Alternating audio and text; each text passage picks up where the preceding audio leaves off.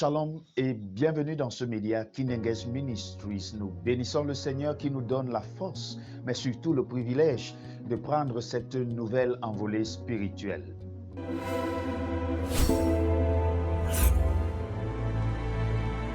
L'amour. Voilà un mot qui est bien galvaudé par les êtres humains aujourd'hui. Il est possible d'aimer sa famille comme on aime une voiture. Il est possible d'aimer Dieu comme on aime la nourriture. Il est facile d'aimer l'Église comme on aime ses chaussures. L'amour a perdu toute sa valeur et nous vivons dans ce monde aujourd'hui et pratiquons cela peut-être même sans s'en rendre compte. C'est l'histoire de Gabriel, un soldat qui avait été mobilisé pour une guerre outre-mer. Il est arrivé que son temps d'exercice dans cette guerre soit fini et il devait rentrer à la maison. Alors il appela ses parents pour leur dire « Je suis de retour ». Oh, telle ne fut pas la joie de ses parents de savoir que Gabriel est enfin de retour. Mais il ajouta en leur disant « Je ne viendrai pas seul, je viendrai avec un ami ». Sauf qu'il est handicapé, il a perdu un œil, il a perdu un bras et il a perdu un pied. Mais je souhaite véritablement qu'il vive avec nous. À ces paroles, les parents se sentirent un peu touchés. Alors il dit à Gabriel, écoute, ton ami pourra se débrouiller tout seul. Nous ne sommes pas appelés, nous n'avons pas la vocation à prendre toute la misère du monde. Viens Gabriel, ton ami saura se débrouiller tout seul. À ces mots, Gabriel raccrocha le téléphone. 2 semaines après, on appelait les parents de Gabriel pour leur dire que leur fils était mort après avoir fait une chute mortelle au 3e niveau d'un immeuble.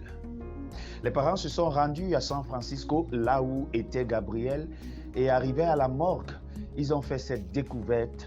En fait, leur fils était devenu borgne. Il avait un seul bras, il avait un seul pied. Allègrement, ils avaient refusé que leur fils puisse venir à la maison sans le savoir, eux qui pourtant prétendaient aimer leur enfant. Comment est-ce que nous considérons ceux qui sont auprès de nous? Aimons-nous les gens pour ce qu'ils sont ou alors pour ce qu'ils ont? Aimons-nous les gens pour ce qu'ils sont ou alors pour ce qu'ils possèdent? L'amour, aimons-nous véritablement les uns les autres? Lorsque nous ouvrons la parole de Dieu dans le livre de Jean, chapitre 21, le verset 17, la Bible nous dit ceci. Il lui dit pour la 3e fois, « Simon, fils de Jonas, m'aimes-tu » Pierre fut attristé de ce qu'il lui avait dit pour la 3e fois, « M'aimes-tu » Et il lui répondit, « Seigneur, tu sais toutes choses, tu sais que je t'aime. » Alors Jésus lui dit, « Paie mes brebis. » La même question, je voudrais te la poser aujourd'hui. Aimes-tu le Seigneur? Aimes-tu Dieu pour ce qu'il est ou alors pour ce qu'il fait? Aimes-tu Dieu pour ce qu'il est ou alors pour ce que tu sais qu'il est capable de faire dans ta vie? Il posa la question à Pierre, m'aimes-tu? Et lorsque Pierre dit, oui, je t'aime Seigneur, il dit à Pierre, prends soin de mes enfants, prends soin des plus petits que toi. Alors la question, je te la pose ce jour, aimes-tu le Seigneur? Si oui, prends soin de ceux qui sont autour de toi. Aime ton épouse, aime ton mari, aime tes enfants, aime l'étranger qui frappe à ta porte, aime tout le monde, parce que c'est en donnant de l'amour que l'on reçoit de l'amour.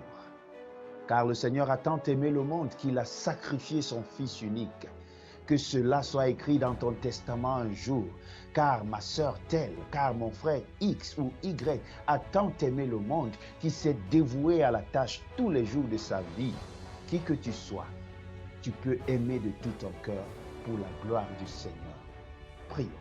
Notre Dieu, notre Père, donne-nous un cœur nouveau afin que nous puissions aimer comme toi tu nous as aimés.